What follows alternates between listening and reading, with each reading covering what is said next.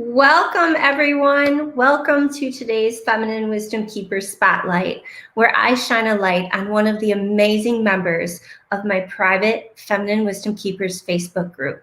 I am your host, Crystal Cockerham, spiritual mentor, certified Red Tent facilitator, and international best-selling author. I work with awakened women to unlock the shackles of pain, shame, and self-condemnation so they can reclaim their sovereignty and liberate themselves from the world's perceptions.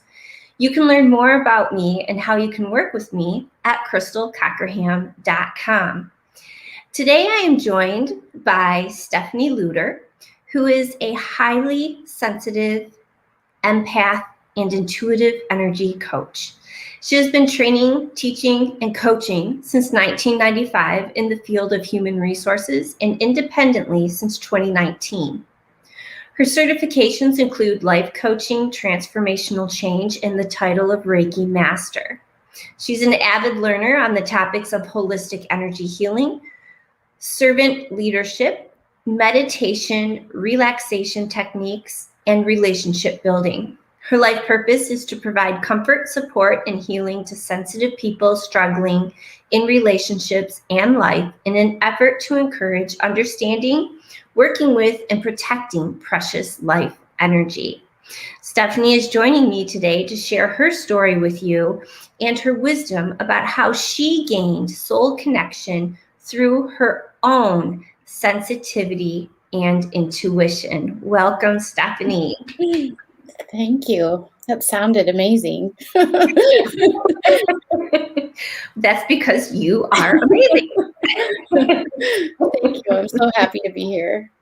Well, great. I am really, delighted that you have joined me today to really bring forth some of the beauty and the wisdom in which that you have to share with others. So, Stephanie, the title today, let's just kind of break it down a little bit. Sure. When did you first become aware of, or how did you know you were a highly sensitive person? And then,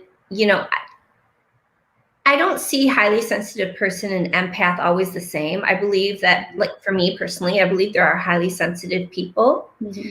And some of them aren't necessarily empaths, mm-hmm. but all empaths are highly sensitive people. Correct. Okay, so when did you kind of come into that for yourself? Like, when did you start waking up to that? Well, I am 53 right now, and I didn't realize I was an empath until I was in my early 40s. And I feel like I probably knew that I was sensitive back when I was very, very young. But part of my journey was not having people that understood what that means and how to embrace it. Mm-hmm. So yeah, when I was in my early 40s, would you like me to go into my story? Go for it, yeah. When I was in my early 40s, I went through a pretty lengthy panic attack. And at that time, I was already experiencing a lot of dizziness. I had like ongoing vertigo. And what it was is just absorbing all the energy. Being in HR and working in manufacturing, working with labor unions, negotiating labor contracts, handling grievances. I mean, it was all about conflict. Yeah. So I was absorbing all of that energy from everyone else, and it was causing me to be dizzy. I went to every practitioner that I knew. I was living close to Chicago at the time, so I had access to all the best providers, and none of them could really figure out why I was dizzy all the time. they just basically told me, this is your new normal, deal with it. And I'm like, that is not acceptable. So I had already been treating with a chiropractor that was holistic. And he was like, you need to go to my massage therapist. And so I started going to him, and he was amazing. And he was just helping everything just kind of loosen its grip, and started going to another person that he was sharing a space with who did cranial sacral and Reiki. And she's the angel, the guardian angel that told me that you need to go into this Reiki training. And I had no idea what it was, not at all. And I'm in this Reiki training going, what the heck am I doing here? And it was through that teacher that not only shared with me that I was attuned by Jesus, she also shared with me that, hey, she just matter of fact said, you're an empath. And I'm like, what is that? And she's sharing with me all these descriptors, and I'm like, yep. And just realize that I was, and that really started my journey with understanding what it meant. And it just explains so much in my life. I'm extremely animal empathic and have known that since I was little. I would always take in every stray animal I could find and nurse them back to health. But you're right, empaths and highly sensitive people are different on the scale. On the spectrum, you've got narcissists on the extreme. And then on the other end, you have empaths. And then highly sensitives are close to empaths, but not exactly. An empath is someone that feels the energy and experiences the energy around as much as that person or that living thing experiences it. So highly sensitive people recognize it and can identify it, but they don't internalize it. That's the difference between a highly sensitive person and an empath. Yeah, and so much more, but I love how you just concisely nutshelled that, right? Because we could talk about this for days. Yes. My training does go for days. Yeah. So Stephanie, once you kind of came into that and you realized, oh my gosh, yeah, you're describing this. How then did you go about teasing through all of the chaos that you were taking on and finding yourself underneath it all and through it all? Yeah, it wasn't a pretty journey. I would describe it as, if to visualize it, it was like you're crossing a stream, but there were a lot of slippery rocks to get across it and falling in the water on several occasions. So what I did was I learned Reiki, and I started giving Reiki, and I started really questioning my beliefs. So at the time, I was blessed to be in a manufacturing company that was owned by someone that was practicing Buddhism.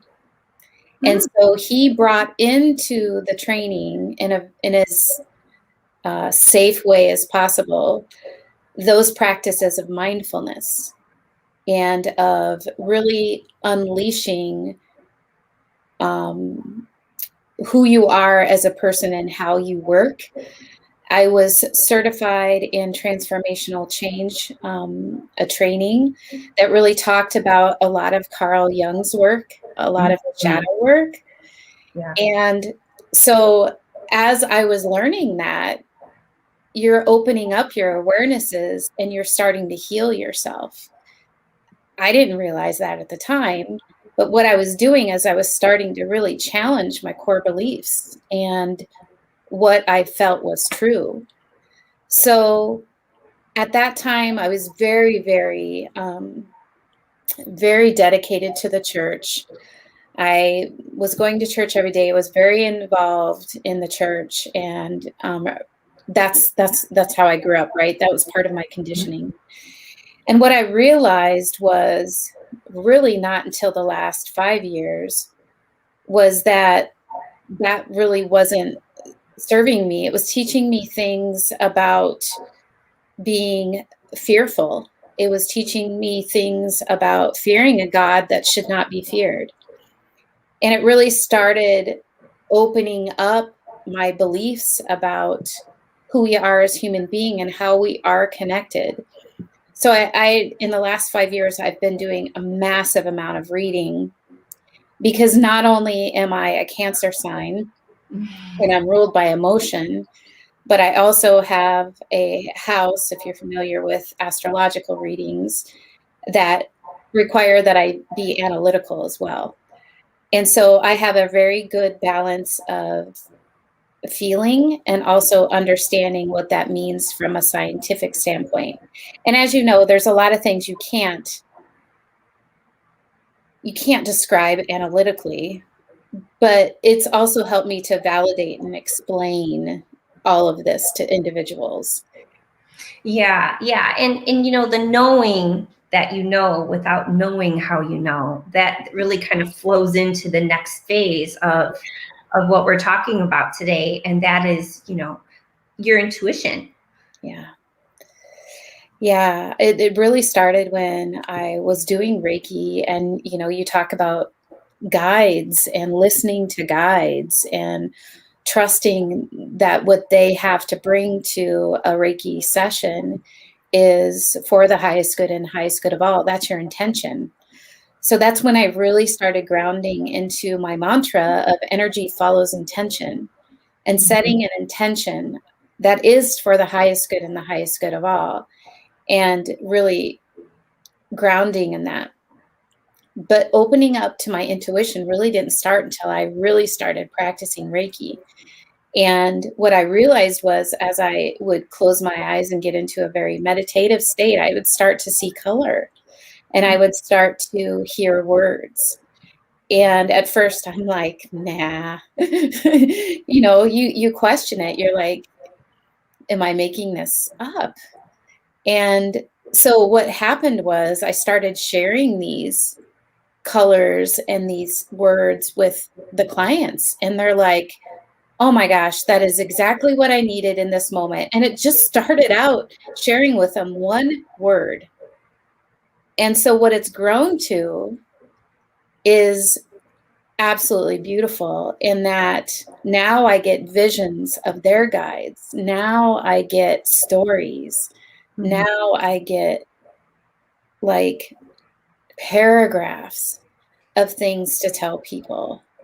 And it doesn't matter if it doesn't make sense to me. Like one time I got this visual of a bow tie, and I'm like, that is just the strangest thing. I am not going to mention it. But then at the end of the conversation, I mentioned it, and she's like, oh my gosh, I was just thinking about my dog, and I just put this little bow tie on him, and we were fussing with it and all this stuff. And she's like, that's like my connection to my dog, is this little, dressing him up, and, he's like her world.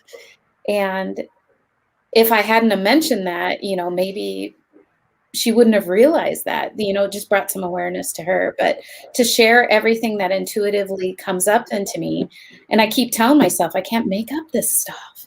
No, you can't, right? You can't. And with the intuition, I find, when I am working with one of my clients, it's all intuitively guided. And the more I use my intuition, the stronger it comes through and the more often and the easier it is to access it.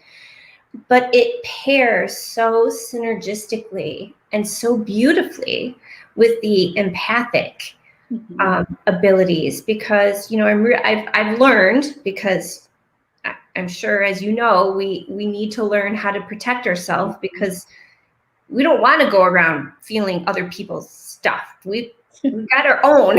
We don't need any more. Yeah. And feeling other people's stuff does not help them, and it certainly doesn't help us. And but I find that synergistically, when one thing happens, the other follows, and it just really helps dig down deep into the heart of the matter super quick. Yeah. So I started Reiki before I became certified as a life coach. And so that all that feeling and that intuition was coming up, and I, trying to ground it and everything was very helpful to take, and understand a lot about how to coach people. But now I like literally ask, for me, God is still like the spiritual connection for me. Mm-hmm. I ask the Holy Spirit to come into me before I meet with a client every time and empty me of myself. And there's such beauty in that, being able to like not have to worry about what I'm going to say, not stress about, how I can help this person. And for me, like even now, like I know that my guides are here because my fingers are just vibrating. And just knowing that it's all about letting go. This isn't about you. This is about the person that you're holding the space for. This is about the person that you're with, and allowing just that spirit to guide and say. I mean, there's often times where I say things and I'm like, wow, that was pretty cool. And there's often times where I say things out loud and I'm thinking, oh, dang it, that was for me. That wasn't for the client. Or maybe it was for the both of us, Right. And just allowing, like you said, that simple, divine, natural flow, that synchronicity, that, whatever you want to call it, it's all about staying in that flow and doing the things that don't have resistance, and just allowing it to be is such a beautiful place to be, and not have to fight, to just let everything go the way that the spirit intended it to go. Yeah. And it's so important, right? Because ego just doesn't belong. Judgment doesn't belong. And it really creates this beautiful safety with others. But today we're here to talk about how you reached into yourself and really forged that soul connection within you. So tell us a little bit about that. So on my journey of understanding Reiki and coaching, when you're learning this stuff, you also are walking the walk that your clients walk, in unraveling everything that needs to be unraveled for you to really uncover your soul and who you were meant to be, your authentic self. So for me, it was about the conditioning, about understanding what I thought was true because I was told it was true, not because I experienced the truth. And by the way, I have a whole nother talk on what truth is, because what is truth, right? Yeah. So to keep it very simple, what is your truth? What are your beliefs in this moment? And I just did in my private group, I do tidbit talks, and I was just doing a tidbit talk on healing. And I was talking about, the conditioning that you've been through, and really questioning, why do you do these things? Is it because somebody told you to do it? Or is it because that's what you truly think needs to be done? So the example that I use is this family was making a holiday meal, and they were using 2 pans to cook the turkey. And someone finally said, why are you using 2 pans when you can use 1? And they're like, well, this is the way that I was taught. So luckily there were 2 generations there, so they went to great-grandma and said, "Great-grandma, why do we use 2 pans?" And she goes, "I don't know. I used 2 pans because I didn't have a bigger pan." So that's an example of some of the conditioning in a very light form that we go through, and that was no different with me. One of the big things that I still have to, remember and ground in all the time is around relationships, intimate relationships. My great grandmother was sexually abused, and she passed down to her daughter, who passed down to my mom, how to interact with your spouse, which was very cold. There was no touching, there was no kissing, there was no intimacy in a relationship. So I grew up with that. It wasn't until I started uncovering these beliefs, I'm like, why am I not like I see everybody else being, touchy with their partner. I see everybody else being intimate. What's wrong with me? And it wasn't until I really started asking, my spiritual connection, God and Jesus, okay, what am I missing here? And so that intuition and that, they showed me. So one of the beautiful things about this world, this physical world, is the universe is working for you, not against you. So when you pay attention to what the universe is telling you, there's great revelation in that, because the universe is trying to tell you something specific.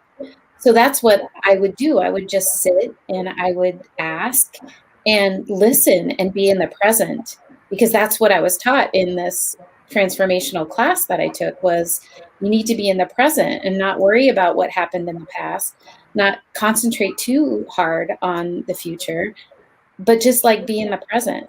So things would come to me in voices, in actions, and people would say things to me over and over again, and I'm like, okay, I get it. I get it. Right. And just listening and using all of your senses to pay attention to what the universe is telling you. So I did that, and what I learned was to talk to my mom and ask her questions, and about our ancestry, and if this was a generational trauma kind of thing. Mhm. I didn't feel I'd gone through anything personally. So in talking with her, I learned that my great grandmother was sexually assaulted, and that was handed down. And it wasn't that until then that even my mom was like, holy crap, that's why your dad had an affair. I mean, like, it was just like all these things started to piece together, and you started to put it all together with, this is why that happened. This is why that happened. And the Yeah. same thing with my sensitivity. It was like, well, no wonder that everyone thought, and I would be told often, you're too dramatic. You need to get thicker skin. So what I did was I just become a recluse, which is one of the symptoms of HSPs, highly sensitive people, when other people don't understand them. They just get into this reclusive state where they're like, okay, well, if nobody gets me and they don't understand, there must be something wrong with me. So I'm just going to hide. Yeah. And another big one is, oh, he's just so shy, or she's just so shy. Yeah. Right? The Or shyness. Well, there's nothing really to say. And quite honestly, sometimes your energy is just so big, I just don't want to be part of it. yeah. And Right? that's what I would get. I'd get, when I was at work, I'd get, well, she's stuck up. She's conceited. She doesn't want to be with us, and that wasn't that way at all. It was like you just said, I don't want to be a part of this. Mhm. So I'm just going to sit back here and watch from afar, Right. and then figure everything out, and come to me when you're ready to know how to figure it all out. Exactly. So once you realize that that's what you're doing, you can analyze a little bit about, how this impacts you and how this really affects your life.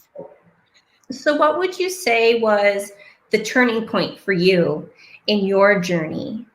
For when you started, maybe you didn't have things mastered or set in stone, but where you really felt like you were seizing control of and really feeling you and being and exuding you. Yeah, it wasn't that long ago, believe it or not. So, I took a risk in my manufacturing job and I applied to a training and development job because I had my coaching, I had my Reiki, I knew I could hold space, I knew I could teach. And long story short, that job was created in the same time frame it was taken away.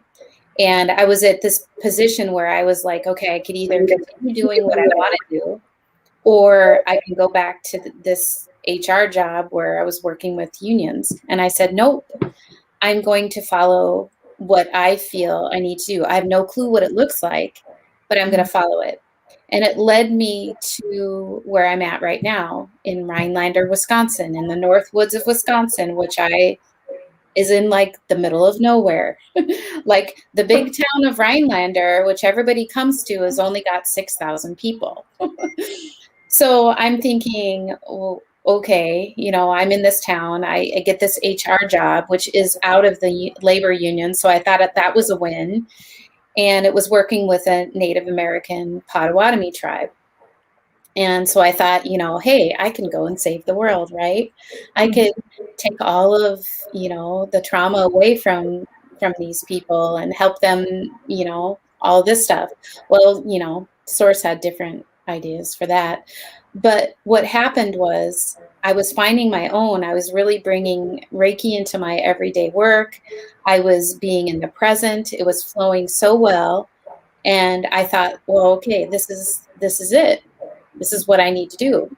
Mm-hmm. So what ended up happening was, again, the universe had a different plan and COVID hit.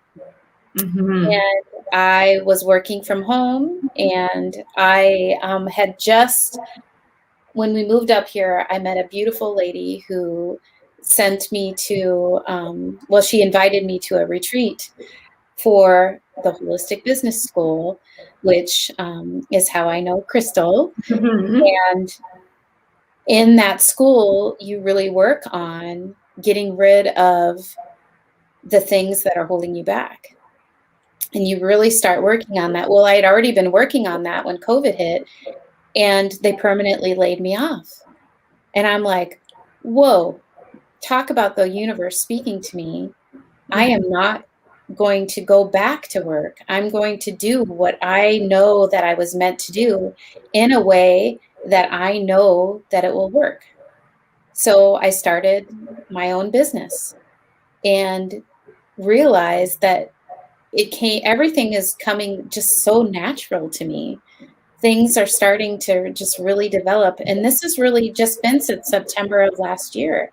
Mm-hmm. The transition and the transformation that I've gone through just since September of last year has been life-changing.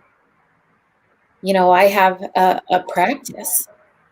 I have not just an in-person practice, but a virtual practice. Yeah. What was the name of the school I went to? It was called the Global Association of Holistic Practitioners, and it's out of Madison, Wisconsin. Oh, that's thank you, Stephanie. Yes, you're welcome. I'm sure that you would have had a hard time saying that today. Today I might have, yeah. So, Stephanie, thank you so much for sharing all of this. I'd really like to ask you if there was like one major tip, or maybe up to 3. Let's kind of cap it at 3. What would you say to those who are listening to this in real time as we are live, or in their real time on the replay? if they find themselves in a space where you have been, what are like the top 1, 2, or 3 things that they can do to help themselves in the now? It's a lot of what I do in my work, but the first thing is know what being a sensitive means. And one of the books that I really resonated with, that really landed who I was Judith Orloff's work. Mm. She wrote a book called The Empath Survival Guide.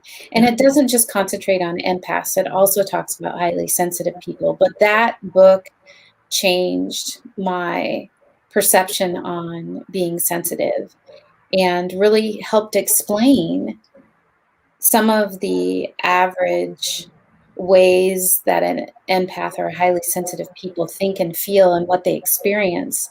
But the main learning from it, after you just understand what being an empath means, the second thing I would suggest is knowing how to identify your energy from someone else's energy.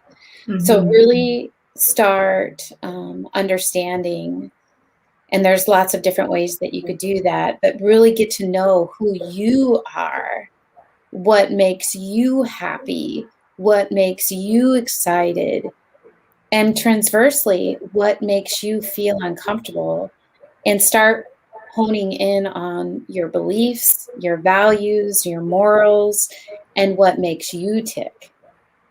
That would be the second thing. Mm-hmm. The third thing would be really trusting your gut instinct, really understanding that, that feeling that you get when you know you're not where you need to be, the feeling that you get when things happen that you know just aren't quite right, or the people that you meet when you know in your soul, in your gut, wherever that is in your body, identify how is your gut speaking to you and listen to it. Those would be my 3 things: understanding what an empath or a highly sensitive person is, understanding, now I forgot what the second one I said, understanding your energy, and then following your gut and Mm-hmm. understanding what your gut is, how it's talking to you, and listen to it. Yeah. No, those are absolutely very powerful and excellent tips, right? Because it has to start with understanding what it is. And then there's, the whole discernment piece. The discernment is a walk that can take a very long time. And those closest to you sometimes are the most difficult to discern and to untease your feelings from theirs. Yeah. And then, of course, layering and in tandem with all of that is really trusting your own divine connection and following your own intuition, which is something that I am very passionate about, because I believe that we are all born intuitive. And for many, the journey begins with learning to trust that connection and dismantle those layers of armor, right? That we've built up to feel like we aren't and we don't have that. Yeah. So, And this journey was not a short journey for me. I mean, my first marriage, I was married to a narcissist. And that's like the worst thing that you could do when you're an empath, because they manage you. They make you believe that their energy is yours. And and for those that are like in crisis, that just can't even breathe, even before you can get to the point of trusting your gut, that just understanding your energy could just simply be breathing, starting with just breathing and being. Yeah,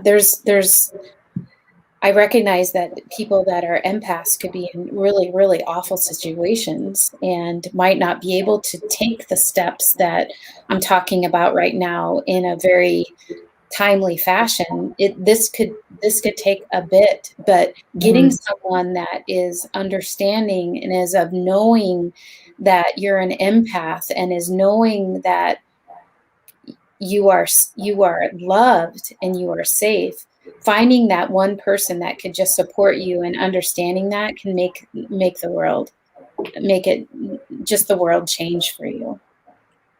Yeah. Yeah, no, it's very powerful. It's very powerful. I learned early on when I started working with people one on one and in groups, and it took me a little bit to acknowledge and claim it, right? You know, when you kind of focus in on those perfect people who you draw. And for me, it was other healers and energy workers and empaths. And oftentimes they're the same people, but sometimes, you have some that, they don't do healing as a vocation, Mm-hmm. right? Like energy work or coaching as a vocation, but they're very much that healer aspect Mm-hmm. of themselves. And so, yeah, there's always that curve of identifying and really acknowledging and declaring that out picturing, that mirroring, that reflecting back to you. Yeah. Yeah. You know? Yeah. And what you're really talking about is finding your tribe, finding the people Mhm. that understand you, and really, really trusting that if you don't feel right, chances are it's not right. Exactly. Right? Especially, in the society that we were both raised in, Yeah. we were, raised to not believe our feelings, to not listen to our feelings, to not know you don't really have those feelings. And why was that? Because our feelings were uncomfortable for other people and they couldn't handle that discomfort. So Mhm. then it was shown to us to like just not pay attention. So there's a huge growth Yeah. and opening that happens when you learn, no, I am feeling this. Mhm. One, I am feeling this. This is true for me now. And either it isn't mine or it is mine. Yeah. And then, following through with what you need to do and Mhm. what's true for you in it. So, Well, and this goes back like 2,000 years. I mean, this whole divine suppression. I mean, we could probably have a whole nother conversation around that, but mhm. that's a lot of what you do. It's so magical to help women step into who they were meant to be and do it with such fervor and power, and it's work that is life-saving. It really is. And you can take that in so many ways, and I think it means all the ways, Mm, depending on the person, right? yeah. Um, yeah, when you find and you start living what lights your soul on fire, just gotta keep going because you want Yeah. other people Yeah. for that. You want other people to live that way too. Yeah. Well, and there's always, don't think that it's all, an ending. When you find your authentic self, it's not an ending, it's just a beginning, because the universe and people still test and challenge you, because, source wants you to grow and expand and take another step up. So it's not like, oh, I found my authentic soul and my authentic self, so everything is going to be hunky dory now. Um, yeah, that's a misnomer, because there's stuff I hate doing in my job. Technology is not something that I enjoy doing, but I need to do it. It Right. doesn't necessarily make me happy. So that's when you start balancing and you start creating boundaries around, okay, I need this much of the yummy stuff to offset this much of the gick. Right. Yes. Well, because there's always the tedious bits, right? You want to make money, you got to pay taxes.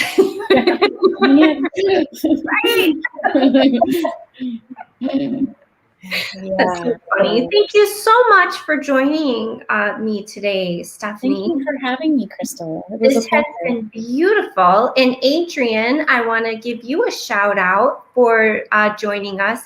I think this was a powerful message because she keeps going in and out, like going away and coming back and going away and coming back. So we all know the technology airwaves, they sometimes don't always mesh up with the vibe that we're setting out. And so it's like that one piece that you were saying. Once you find yourself, that's not enough. Then you have to be yourself. You can't just find it and hold on to it and keep it close and secret and, you know, hidden away. Then it's the becoming. And so when technology does this funky monkey stuff here, it means there's a powerful message that's going out, and it's really making, you know, those listeners really fight for, yes, I want to hear that. Yes, I want to hear that. So where can people find you, Stephanie? You could find me at stephanieleuder.com. Pretty easy.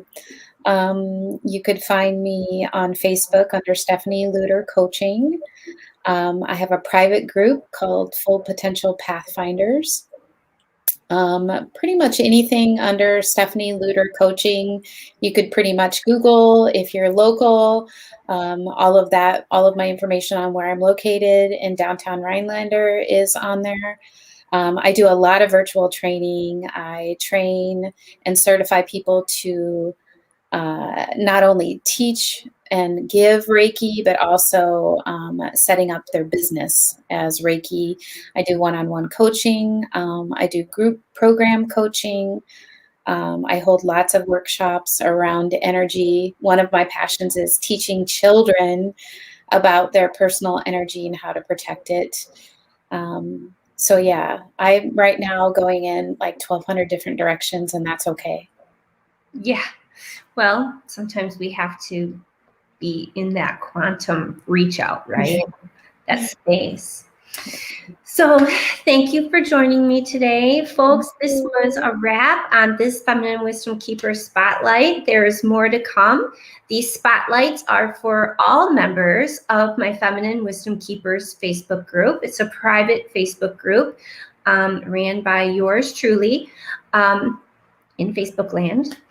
And it's open to all women. So if you are an awakened woman on the path of ascension and really ready to step into the beauty that is you within and without and around you, then I invite you to join me in the Feminine Wisdom Keepers group.